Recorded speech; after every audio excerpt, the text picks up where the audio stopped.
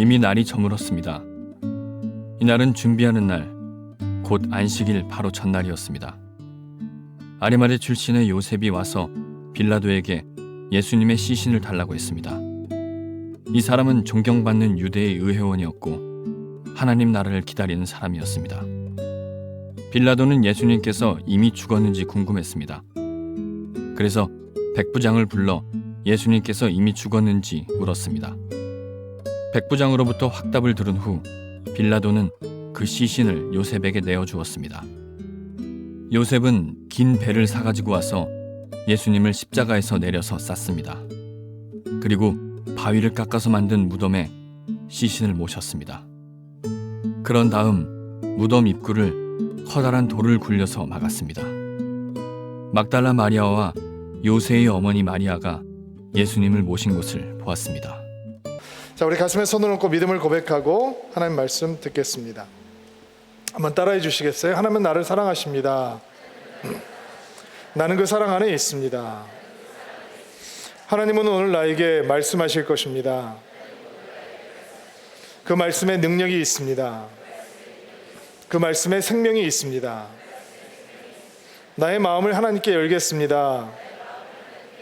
나의 생각을 예수님께 집중하겠습니다. 들은 만큼 변합니다. 들은 만큼 행복해집니다. 예수 그리스도의 십자가 사건은 예수님을 따르고 있는 사람들, 예수님을 추종하고 있던 사람들의 실제 진짜 영적인 정체를 그대로 드러내주는 사건이었습니다. 굉장히 믿음이 좋아 보였던 예수님의 제자들, 십자가 앞에서 그들의 믿음이 얼마나 여리고 어린 모습이었는지 적나라하게 드러났죠. 그들이 가지고 있는 믿음은 십자가의 두려움을 이기기에 부족했습니다. 그들이 주님을 향해서 가지고 있던 사랑도 십자가의 공포를 감당하기에는 너무 부족했던 사랑이었습니다. 그들은 뜨겁게 헌신되어 있는 것처럼 보였지만 십자가 앞에서 그들의 헌신은 별것이 아니었다라고 하는 실체가 그대로 다 드러났습니다. 그들은 다 주님을 버렸고 주님을 배반했고 주님을 이름을 저주하기까지 했습니다. 그러나 그런 두려움 속에서도 끝까지 예수님을 따라다니고 있던, 끝까지 따라왔던 사람들도 있었습니다. 지난주 저희가 보았던 본문인데 마가복음 15장 40절 41절 말씀이에요. 같이 한번 읽어볼게요. 시작. 여자들이 약간 떨어진 곳에서 지켜보고 있었습니다. 이들은 막달라 마리아, 살로메, 그리고 작은 야고보와 요새. 이들은 예수님께서 갈릴리에서 계실 때에 예수님을 따르며 섬기던 사람들이었습니다. 예수님을 따라 예루살렘에 온 다른 여자들도 많이 있었습니다. 여인들이었습니다. 대부분의 여인들은 이름도 알려지지 않았습니다. 왜 이름이 알려지지 않았을까? 그 당시에 여자들은 중요한 존재가 아니었습니다. 그들은 법정에서 증인으로 설 수도 없는 사람들이었습니다. 그러나 예수님께서 십자가에 못 박히던 그곳까지 따라왔습니다. 갈릴리에서 예수님을 따랐고 예루살렘까지 예수님을 따라왔고 군중의 환호를 받는 예수님뿐만 아니라 군중에게 버림을 받고 십자가를 지고 피투성이가 돼서 골고다 언덕에 올라서 처형을 당하는 그 자리까지 그 여인들은 예수님을 버리지 않고 따라왔습니다. 정말 아름다운 믿음이죠. 아름다운 사랑이고 헌신입니다. 그 중에 몇몇 여인들의 이름이 등장을 하는데 그 이름에 등장하고 있는 이유는 그들이 예수님을 버리지 않고 끝까지 예수님을 따랐기 때문에 예수님의 죽음 사건의 증인이 되고 예수님의 빈 무덤을 발견하는 첫 번째 증인들이 되고 예수님의 부활을 목격하는 증인이 되었기 때문에 마가는 그들의 이름을 기록해 놓았던 것입니다. 그들의 신앙의 아름다움은 여전히 우리들 앞에서 아름다운 향기로 다가오고 있습니다. 또 다른 부류의 사람들이 예수 그리스도의 십자가 사건 때문에 드러나게 되었습니다. 우리가 오늘 본문을 통해서 만나는 아리마대 요셉 같은 사람입니다. 그 사람은 어떤 사람이었느냐? 믿음이 있기는 있는데 바깥으로 드러내지 않고 숨어서 은밀하게 비밀스럽게 예수님을 믿고 사랑하고 따라가던 제자였습니다. 보통 우리가 아리마대 요셉이라고 얘기하면 아리마대가 이름이라고 생각하기가 쉬운데 아리마대는 지명입니다. 에브라임 산지에 있는 작은 마을인데 사무엘의 고향이었던 라마라고 하는 마을이 바로 이 아리마대라고 하는 마을입니다. 그에 대해서 기록하고 있는 다른 복음서의 기록들을 종합해 보면 아리마대 출신의 요셉이라고 하는 사람은 어떤 사람이냐면 당시 이스라엘에서 가장 강력한 통치 의결 기관은 70명의 공회원들로 구성되어 있는 사내들인 공회인데 그 공회원 중에 한 명이었다라고 얘기하고 있고 그는 선하고 의로운 사람이었다라고 또한 얘기하고 있습니다. 성경이 종종 어떤 특정한 사람에 대해서 그는 매우 부자였다라고 얘기하는 경우가 있는데 그런 경우에는 그냥 단순히 다른 사람보다 좀 넉넉한 정도가 아니라 누가 보아도 부인할 수 없을 만큼 많은 재산을 가지고 있는 특징을 보여주기 위해서 쓰고 있는 표현 방법인데 아리마대 출신의 요셉은 성경에서 그는 매우 부자였다 얘기하고 있는 존재이기도 했습니다. 또 요셉은 예수님을 모함하고 죽이는 공회원들의 계획에 찬성하지 않은 사람이었다라고 하는 특징도 등장합니다. 그리고 무엇보다도 그는 하나님의 나라를 기다리고 있는 사람이었다. 메시아의 오심을 기다리고 하나님의 주권과 통치가 회복되는 것을 기다리고 있는 사람이었다라고 성경은 이야기하죠. 그는 사회적으로 위치가 높은 사람이었습니다. 그럼에도 불구하고 그는 의롭고 선한 사람이었습니다. 그는 재산이 많이 가지고 있는 사람이었습니다. 그러나 그의 소망은 이 땅에 있지 않고 다가올 하나님의 나라에 있었던 사람입니다. 굉장히 괜찮은 사람이죠. 이 사람이 어떻게 예수님을 믿는 사람이 되었을까? 예수님을 믿고 따르는 자가 되었을까? 우리는 그 과정을 알지 못합니다. 그 사건은 소개하고 있지 않기 때문에.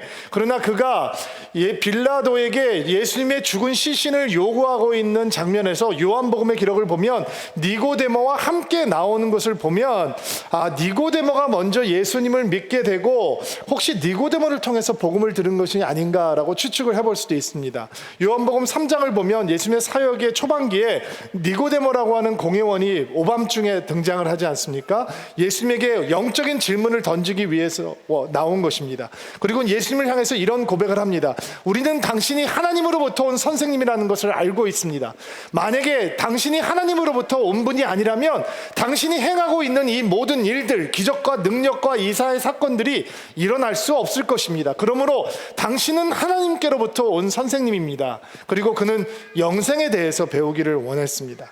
예수님께서는 그런 니고데모에게 네가 사람들의 선생이면서 어떻게 영생을 얻는지 모르는 것이냐? 거듭나야지 얻는 거지. 다시 태어나야 되는 것이다. 그리고 그 말을 이해하지 못했던 니고데모에게 예수님께서는 친절하게 설명을 해주시죠. 우리가 너무 잘 알고 있는 요한복음 3장 16절 말씀, 오직 우리가 구원에 대해서 얘기할 때 하나님이 세상을 이처럼 사랑하사 독생자를 주셨으니 누구든지 그를 믿는 자는 이 영생을 얻게 된다고 하는 말씀이 바로 니고데모에게 예수님께서 영생을 설명하기 위해서 주셨던 말씀이기도 합니다. 우리는 아리마대 요셉이 어떻게 예수님을 믿고 따르게 되었는지 알 수는 없지만 그의 믿음의 특징에 대해서는 알 수 있습니다. 그의 믿음의 특징은 그는 숨어있는 믿음이요, 은밀한 믿음이요, 비밀스러운 믿음을 가지고 있었다라는 것이죠. 그러면 우리는 이런 질문을 던져보아야 되죠. 왜 이렇게 힘이 있고 덕망이 있는 사람이 숨어서 은밀하게 비밀스럽게 예수를 따라갈 수밖에 없었을까? 그 이유 또한 성경이 설명하고 있습니다. 요한복음 19장 38절 말씀인데요. 한번 읽어주세요. 시작. 일이 일어난 후에 요셉이 빌라도에게 자신의 시신을 가져가겠다고 요청하였습니다. 요셉은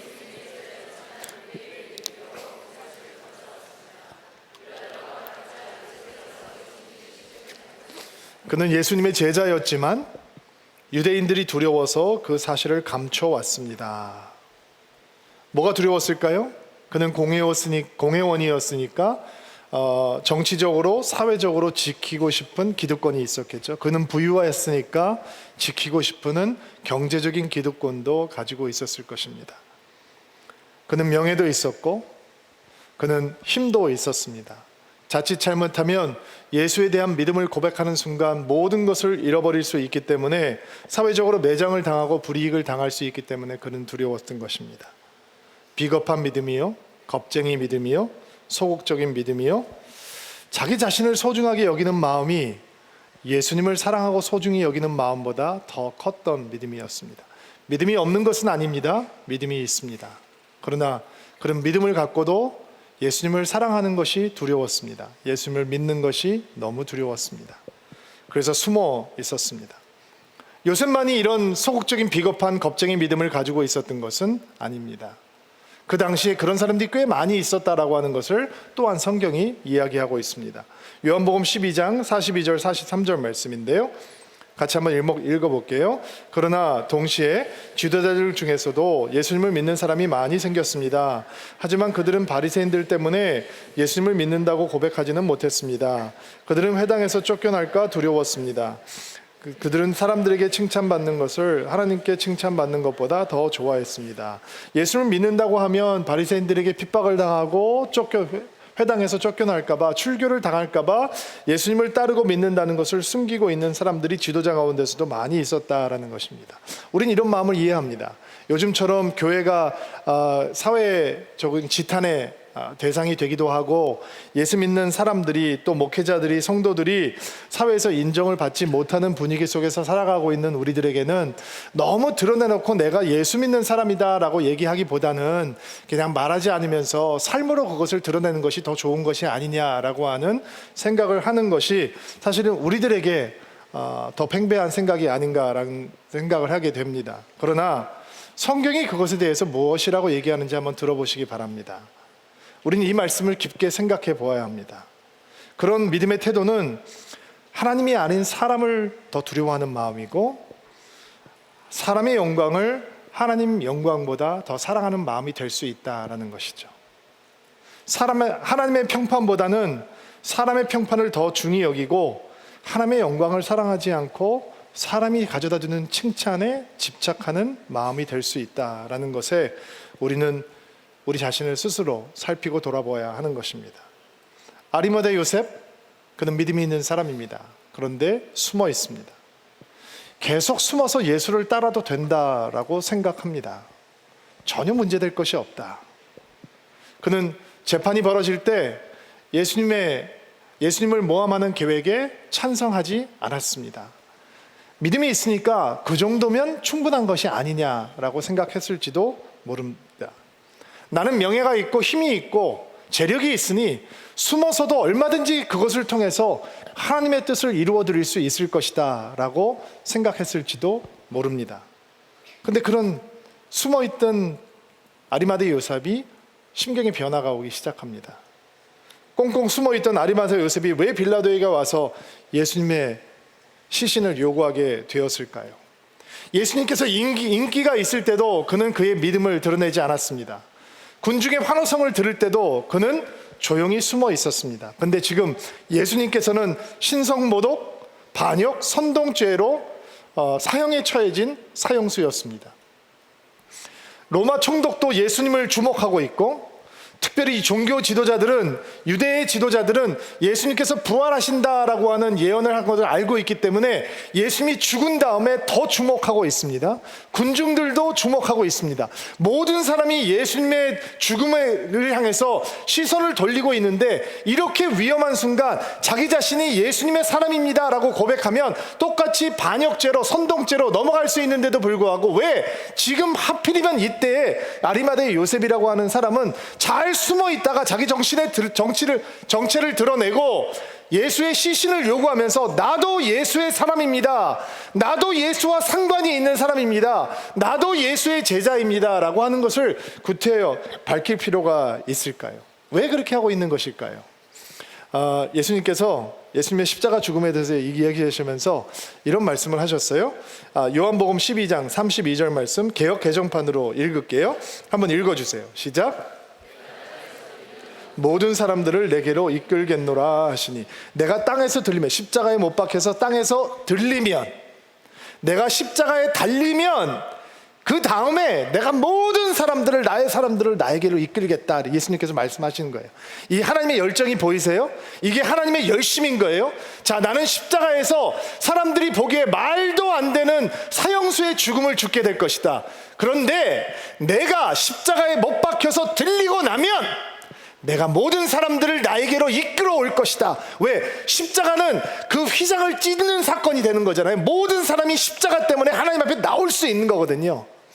그 전에는 죄악 때문에 막혀서 나올 수 없는 길을 십자가가 세워지고 나면 예수님의 대속적인 죽음, 예수님의 구속적인 사건 때문에 누구든지 예수님 앞에 나올 수 있는 거예요. 그리고 예수님께서 이 피가 철철 흐르는 열정의 사랑으로 우리를 부르고 계시고 모든 사람을 불러주시는 거예요. 십자가가 세워지면 내가 모든 사람들을 내 품으로 인도할 것이다. 이 하나님의 열정이 있는 거예요. 그리고 아리마대 요셉이 예수 그리스도의 십자가가 세워진 다음에 하나님의 열정 어린 초청에 응대해서 이제는 숨어있는 신앙이 아니라 대낮에 바깥으로 나오는 신앙으로 변하고 있었던 것입니다.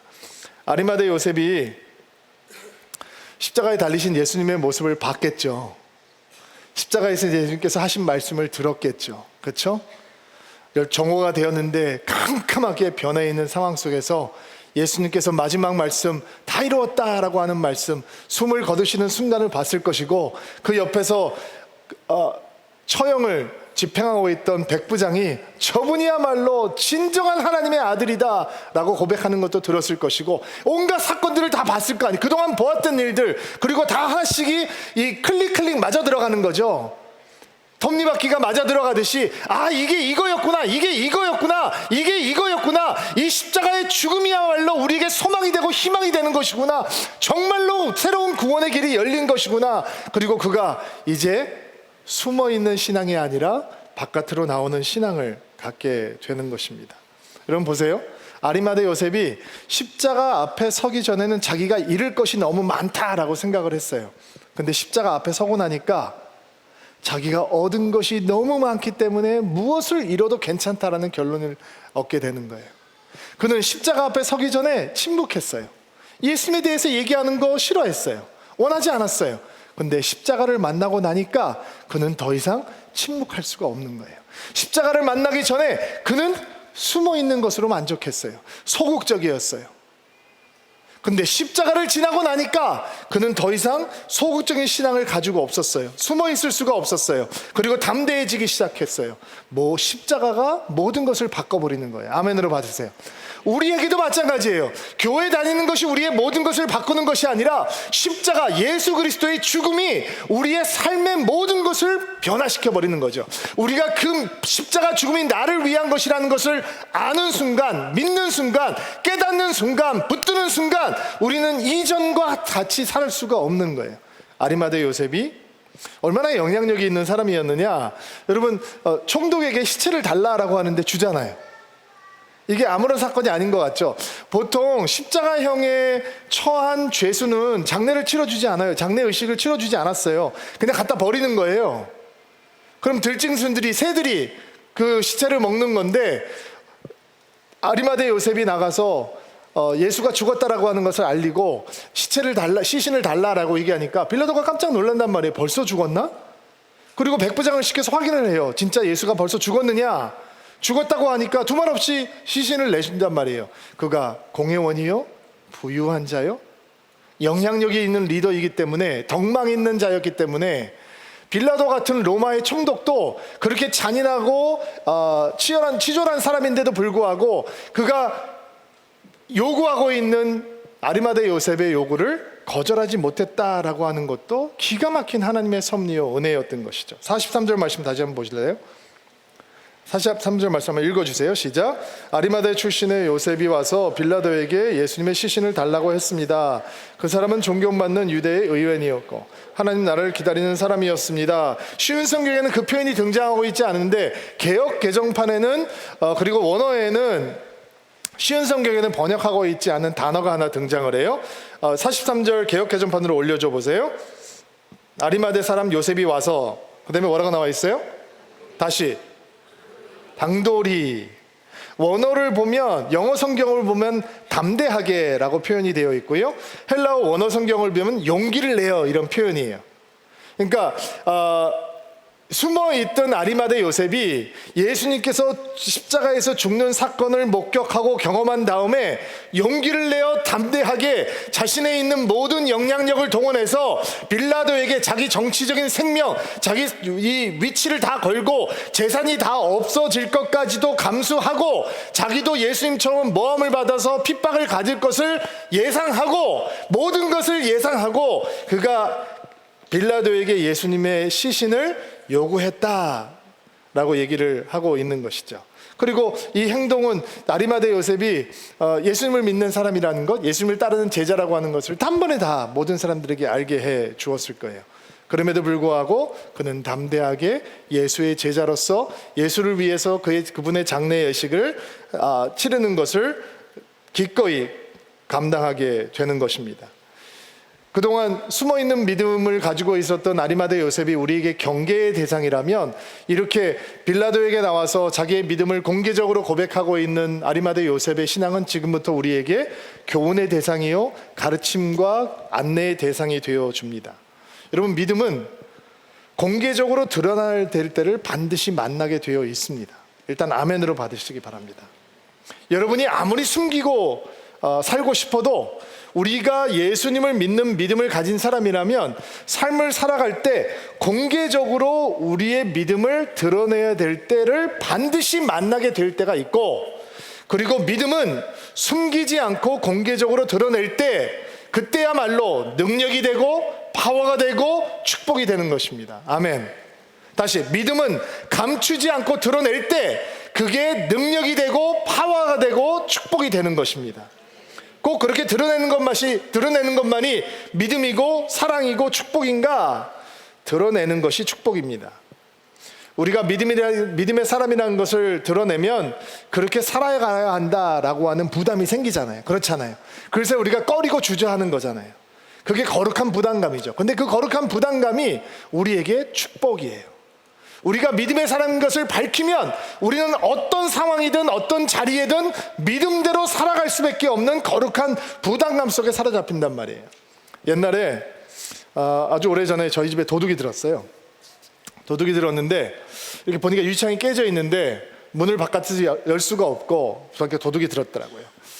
그래서 경찰에 신고를 했어요. 경찰이 순찰차가 왔어요. 그래서 상황을 설명하고 안에 도둑이 있을지도 모르니까 경찰 아저씨께서 들어가셔서, 저희 집이 1층인데 1층에 들어가셔서 그 안에 도둑이 없는 것을 확인하고 문을 열어주십시오, 이렇게 부탁을 드렸어요. 그러니까 경찰 아저씨 두 분이 오셨는데 저한테 그러는 거예요. 어휴, 저희 못 들어간다고. 도둑이 있으면 어떡하냐고, 안에 못 들어간다는 거예요. 저는 너무 깜짝 놀랐어요. 아니, serve and protect, 이게 시민을 보호해야 되는 입장을 가진 그 경찰이 못 들어간다 그래서, 제가 애들이 두 딸이 어렸을 때니까 그럼 내가 들어갈 테니까 곤봉을 빌려달라고 그랬어요. 그러면 시민이 들어간다 그러면 자기가 알아서 들어가 줘야 되는데 저한테 곤봉을 주는 거예요. 그래서 제가 기도하고 제 집에 들어갔어요. 그랬더니 뭐 다 끄집어 내놓고 난리를 쳐놓고 나갔더라고요. 그리고 문 안에서 문을 열어서 이제 저희 집 식구를 드렸어요. 근데 아마 신고를 하면 떠나기 전에 조서를 꾸며야 되는 모양이에요. 그러니까 도둑 맞은 것도 언짢은데 신고를 했는데 들어가서 도둑이 있는지 없는지 확인을 안 해준 것도 기분이 나쁘고, 곤봉을 달라고 그랬는데 나보고 혼자 들어가라고 곤봉을 준 그 아저씨들은 더욱더 괘씸하고, 들어갔는데 조서를 쓰는데 이렇게 물어보잖아요. 이름, 누구누구, 생년월일, 주소 쓰잖아요. 그 다음에 직업. 제가 그때까지 말이 고왔겠어요? 곱지 않았겠죠. 이름 그냥 주민등록증 던져주고 그냥 알아서 쓰세요라고 얘기했는데, 직업, 난 직업 물어볼 때가 제일 싫어. 목사입니다. 그 다음부터 제 표정과 어투가 달라지는 거죠. 목사입니다. 그리고 어느 교회? 아니, 어느 교회인지 왜 물어봐요? 그리고 제가 있던 교회를 얘기했어요. 그러니까 내가 아는 누구도 그 교회에 있고 자기도 어느 교회 집사고, 그 다음부터는 조서 쓰는데 이제 무슨 교회에서 성경 공부하는 모임의 분위기가 되는 거죠. 여러분, 그렇지 않나요? 내가 목사인 것을 드러내고, 내가 장로라고 하는 것을 드러내고, 내가 예수를 믿는 사람이라고 하는 드러내는 들은 순간 우리는 그렇게 살아가야 된다라고 하는, 그렇게 행동해야 된다라고 하는 거룩한 부담감에 사로잡히게 되는 거죠. 그게 축복인 거예요. 드러내는 게 은혜인 거예요. 여러분, 우리 안에 여러 마음이 있어요. 첫째로는 신앙대로 살고 싶은 마음이 있어요. 그렇죠?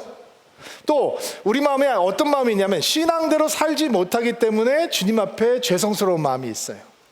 또 어떤 마음이 있냐, 신앙대로 살아야 되는 건 아는데 신앙대로 살면 불편하니까, 신앙대로 살면 재미없으니까, 손해보니까 신앙대로 살고 싶지 않은 어두운 마음도 있어요. 맞나요? 아닌 것처럼 앉아 계시지만 있다는 거 다 알아요. 그럼 어떤 마음이 이기느냐? 힘을 실어주는 마음이 이기는 거죠. 그러니까 우리는 어떤 마음에 힘을 실어줘야 되느냐? 우리가 믿음의 사람으로 살아가야 된다고 하는 그 마음에 늘 힘을 실어줘야 되는 거예요. 어떻게 힘을 실어주느냐? 내가 그냥 교회를 다니는 철치맨이 아니라 예수를 믿고 예수를 사랑하고 예수의 뜻대로 살아가기를 원하는 믿음의 사람이라고 하는 것을 가는 곳마다 순간마다 고백하는 것이 우리가 믿음대로 살아가는 것에 힘을 실어주는 거예요. 안수집사 교회에서 안수집사 훈련을 하는데 임직을 받는 분이 계셨어요. 나이가 많으신 분이에요. 느지막히 평생 교회를 다니신 분이에요. 근데 건성건성 다녔대요. 예수 제대로 만나지 못하고, 복음의 능력 제대로 경험하지 못하고, 말씀의 맛 한 번도 경험하지 못하고, 예배의 기쁨 한 번도 누려보지 못했대요. 근데 하나님께서 느지막이 은혜를 주셔서 예수님을 제대로 만났어요. 예수라는 이름에 눈물을 흘리고 복음의 능력 때문에 감사가 넘치고 말씀이 꿀처럼 다가오고 자기가 지금까지 잘못 살았구나, 헛살았구나, 교회 다닌 거 말짱 헛거구나, 내가 왜 이렇게 살았을까라고 하는 후회감이 막 밀려오고, 그래도 지금이라도 늦지 않았으니까 내가 주님 앞에 온전히 헌신해서 이제 예수를 사랑하고 교회를 사랑하는 마음으로 충성하면서 살아가야 되겠다라는 생각이 드셨대요. 그래서 임직 훈련을 받으셨어요. 열심히 하셨어요. 그리고 임직을 받는 날 초청장을 자기 친구들, 친지들, 이렇게 자기가 가까운 사람들에게 자기가 개인적인 초청장을 보냈어요. 초청장의 내용은 이런 거예요. 나 아무개가 어느 교회에서 안수 집사로 안수를 받습니다. 내가 오랫동안 교회를 다녔는데 지금까지 헛다녔습니다. 근데 내가 진짜 예수를 믿게 잘 만나게 되어서, 제대로 만나게 되어서 이제 정말 내가 예수님을 사랑하는 삶을 살려고 합니다. 나 옛사람 누구누구는 죽었고 이제 예수 안에서 새 사람으로 내가 태어납니다. 부디 이 자리에, 이 은혜의 자리에 나와 함께 해주셔서 나를 축하해 주시고 격려해 주시면 감사하겠습니다. 이렇게 초청장을 보낸 거예요. 너무 재밌는 사실은 교회 다니는 친구들은 자기 교회에서 뭐 다 맡은 책임이 있다고 참석을 못 하시고 웬 다 믿지 않는 친구들만 초청장을 받고 오셨어요. 근데 왔는데 안수를 받는데 평소 때 보지 못하는 친구의 모습이 보이는 거예요. 그 사람들이 뭐 다른 사람들이 얼굴이 보이겠어요? 자기 친구 얼굴만 보이겠죠. 근데 안수를 받는데 펑펑 울면서 안수를 받는 거예요. 그러니까 친구들이 너무 궁금한 거예요. 야, 네가 흘렸던 그 눈물의 의미는 뭐야? 왜 울어? 다 큰 남자가 도대체 왜 그런 거야? 그러니까 이 친구분이, 이 안수집사를 받은 분이 친구분들한테 할 말이 생기는 거죠. 내가 그동안 예수님을 사랑하지 못했는데 진짜 예수님을 사랑하게 됐어. 예수님을 만났어. 내가 그분을 향해서 헌신해서 산다는 걸 생각하니까 감동이 돼서 견딜 수가 없어. 그리고 지나간 세월이 너무 아까워서 주님 앞에 죄송스러운 마음이 들어. 내가 너희들하고 수십 년 친구를 하면서 한 번도 예수에 대해서 얘기를 해준 적이 없잖아. 너무 미안해. 내가 이제 너희들을 만날 때마다 얘기하려고, 너희들에게 내가 만난 예수님에 대해서 설명해 주려고 막 이런 대화가 오가기 시작하는 거예요. 드러내는 것이 언제나 축복이에요. 감춰놓으면 제대로 믿을 것 같죠? 그렇지 않아요. 여러분, 드러내는 것을 두려워하는 마음에는 내가 믿음이 부족한데 이런 마음이 있는 게 아니에요. 드러내는 것을 이 망설이는 마음에는 내가 믿음대로 살 수 있는 능력이 없는데 이런 마음 때문도 아니에요. 드러내기를 주저하는 마음은 믿음대로 살려고 하는 헌신과 사랑이 부족하기 때문에 생기는 마음인 거예요. 정말로 우리가 주님을 사랑하고 믿기를 소망한다면 우리는 드러내기를 주저하지 않을 거예요. 가끔씩 어느 식당, 어떤 집에 가보면 대문 바깥에 부적이 붙어있는 집들이 있잖아요. 주저함이 없어요. 그들이 어떤 신앙을 가지고, 그 믿음을 가지고 있는지 부끄러움이 없어요. 어떤 사람은 만나면 그가 만났던 용한 점집 얘기를 해요. 부끄러움이 없어요. 밝히기를 망설이지 않아요. 요즘은 자신의 성적인 정체성을 숨기지 않고 커밍아웃 하는 거에 대해서 주저하지 않아요. 우리 사회는 그런 사람들을 향해서 용기 있다고 박수를 쳐줘요. 근데 믿음의 사람들은 자기의 믿음을 당당하게 고백하고 밝히는 일을 주저해요. 그래서 아리마대 요셉의 이야기가 우리 믿음의 사람들에게 큰 도전이 되는 것입니다. 여러분, 믿음은 드러날 때 진짜가 되는 것입니다. 일부러 자신의 믿음을 말하지 않고 사시는 분들이 있다면 다시 한번 생각해 보시기 바랍니다. 드러내는 것이 능력이고 드러내는 것이 파워고, 드러내지 않는 신앙은 이상하게 성장하지 않습니다. 영향력도 없습니다. 기쁨도 헌신도 능력도 체험하지 못합니다. 드러내면 믿음대로 살고자 하는 새로운 열정과 헌신이 뜨거워지고, 드러내면 책임지고 싶은 성숙함이 따라오게 되어 있습니다.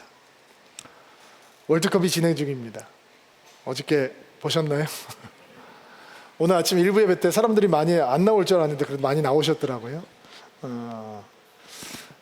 이런 말이 있잖아요. 한국 대통령 자리보다 한국 국가대표 축구팀 감독이 더 어려운 자리다. 다른 국가대표들은 그렇게 스트레스 안 받는데 대한민국 축구대표팀의 일원들이 받는 스트레스는 진짜 다른 것과 비교할 수만큼 버겁다, 이런 얘기들이 있어요. 근데 여러분 혹시 아시나요? 우리 국가대표팀 선수들 중에 예수 믿는 사람들이 많이 있습니다. 아세요? 매일 모여서 기도한다고 합니다. 예배하고 주의 이름을 부르고. 사람들은 함부로 댓글을 달고 자기 마음대로 떠들겠지만 그들은 예수의 이름을 부르면서 하나님께 힘을 달라고 기도하고 감당할 수 있게 주의 이름을 부르짖습니다. 여러분, 피파 랭킹이 우리가 몇입니까? 우리와 함께 속해 있는 팀들이 다 우리보다 잘하는 팀입니다. 기자들이 회개해야 됩니다. 전술이 아무리 좋아도 그 팀들이 우리보다 센 팀들입니다. 그리고 지고 싶은 선수가 어디 있습니까? 토할 만큼 뛰어도 안 되니까 못 이기는 거죠. 근데 그들이 주님의 이름을 부르면서 예배하고 기도합니다. 그리고 경기 전에 기도합니다. 경기 끝난 다음에 졌는데도 불구하고 그라운드에서 엎드려서 기도합니다. 그렇게 밝힐 필요가 있냐? 드러낼 필요가 있냐? 졌는데, 플레이 잘 못했는데. 여러분, 퍼포먼스가 전부라면 이기고 지는 것에만 집착해서 질 때마다 끝없이 나락으로 추락하게 되겠죠. 그러나 믿음의 사람들은 이기고 지는 것보다 더 큰 이슈가 있습니다. 그들에게는 그라운드가 주님을 사랑하고 예배하는 자리고 주의 이름을 부르는 자리입니다. 능력이 부족해도 그 부족한 능력을 다 주님 앞에 드리고 이것이 나의 최선이었습니다. 그리고 여전히 국가대표 태극기를 달고 당당하게 그 자리에 서 있고 때로는 비난을도 감당하는 것이 그들의 몫입니다. 여러분, 드러내는 것이 정말 축복일까? 네, 축복입니다. 제가 오함주까지 축구를 보다가 에이 이렇게 추임새를 넣고 보다가 경기가 끝난 다음에 그 가운데 엎드려서 기도하고 있는 한 선수의 모습을 보면서 회개했습니다. 저들의 예배를 향해서 내가 박수치고 중보하지 못했던 것이 너무 답답합니다. 그게 축구라고만 생각했던 목사의 모습이 너무 부끄럽습니다. 여러분, 이 삶의 자리에서 여러분들이 주의 이름을 부르며 서 있는 그 자리가 여러분이 믿음이 드러나야 되는 바로 그 자리가 되는 것입니다. 잘 못하면 어떡하냐고요? 괜찮습니다. 여러분이 믿음의 사람인 것을 드러낼 때만 일어나는 사건이 있는 것입니다. 요한복음 19장 39절 보시겠어요? 감추었던 믿음을 드러내기 시작하니까 아리마대 요셉의 믿음이 선한 영향력이 되기 시작합니다. 읽어주세요. 시작.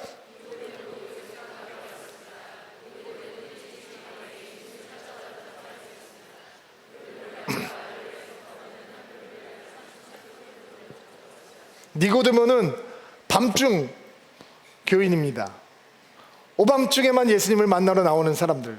대낮에 나오면 너무 드러나니까 밤중에 스파이처럼 몰래 접선을 하듯이 예수님을 찾았던 사람입니다.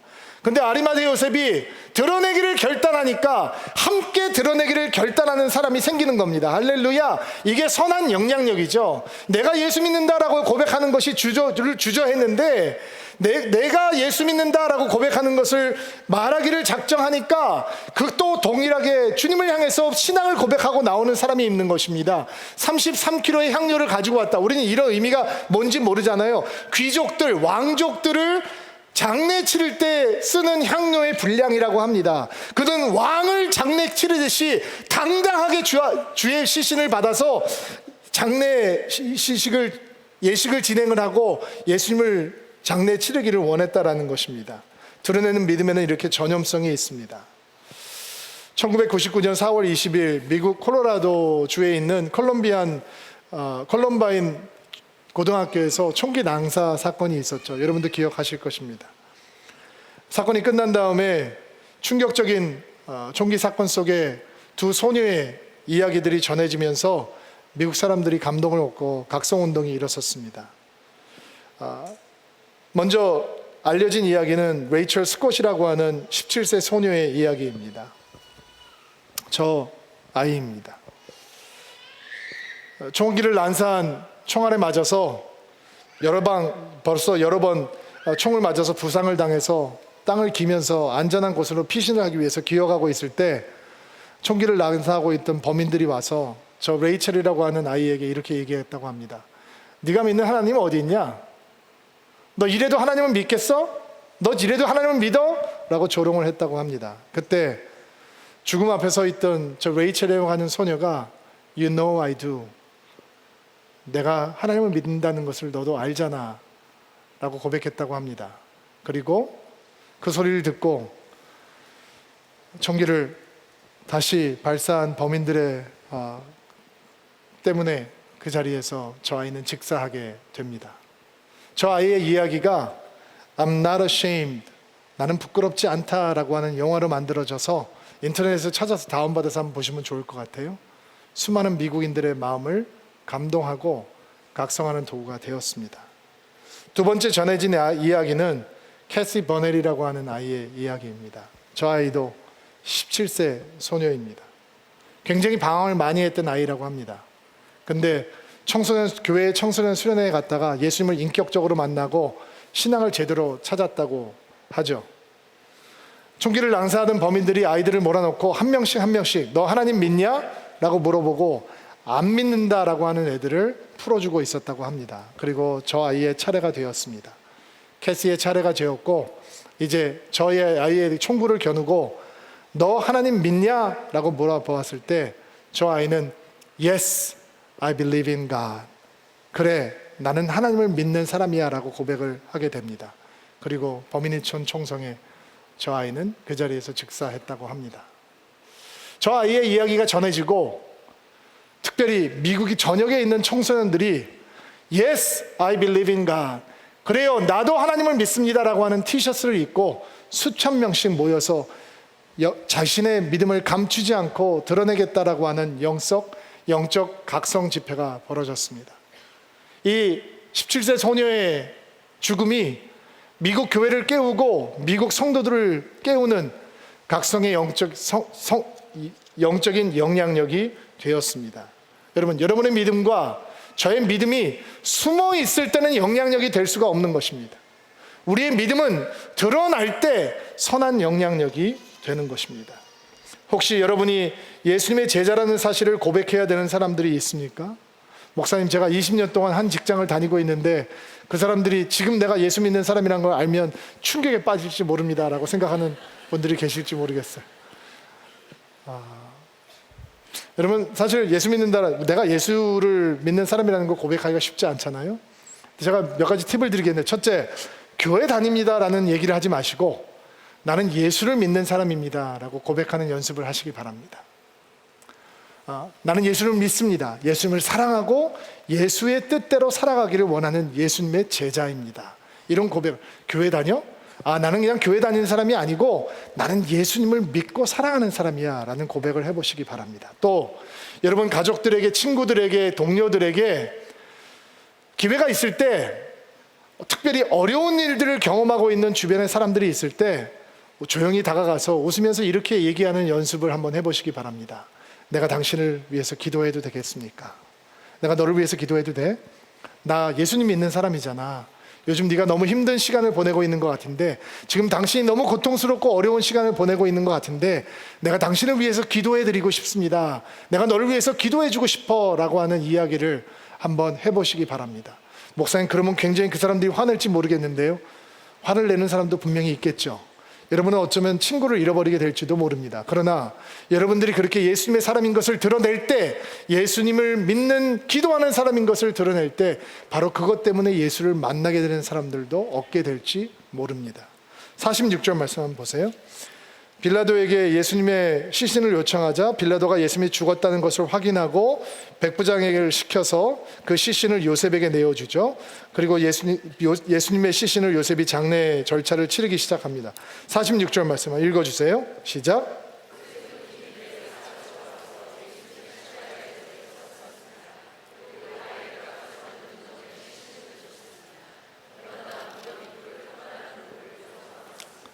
예수님의 시신을 향료를 발라서 잘 세마포로 쌓아서 바위를 깎아서 만든 무덤 안에 예수님의 시신을 넣어 두었다. 그리고 돌로 그것을 막았다라고 얘기합니다. 누구의 무덤이었을까? 마태복음 27장 60절을 보세요. 그리고 바위를 뚫어 만든 자신의 새 무덤에 라고 나오죠. 누구의 무덤이에요? 아리마대 요셉이 자기를 위해서 준비해 놓은 새 무덤에 예수님의 시신을 보관해 두었다라고 얘기합니다. 별 의미가 없어 보이나요? 저는 이번 주에 이 말씀을 계속 묵상하면서 사실은 저에게 가장 큰 충격이고 도전으로 다가왔던 부분은 이 부분입니다. 무덤까지 주님 앞에 쓰임받을 수 있는 거구나.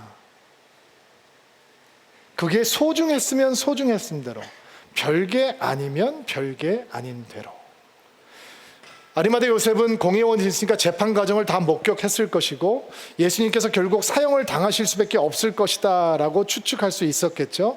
그렇다면 그는 부자였으니까 돈을 지불하고 누군가의 무덤을 사서 예수님을 충분히 준비해 드릴 수 있었을 것입니다. 그런데 아리마대 요셉은 자기가 스스로를 위해서 준비했던 무덤까지 주님 앞에 드립니다. 그리고 저는 이런 질문을 스스로에게 던지게 됐습니다. 무덤까지 주님 앞에 드리는 신앙은 어떤 신앙일까? 내 무덤까지 주님께서 쓰게 하기에 원하는 신앙은, 사랑은 어떤 신앙일까?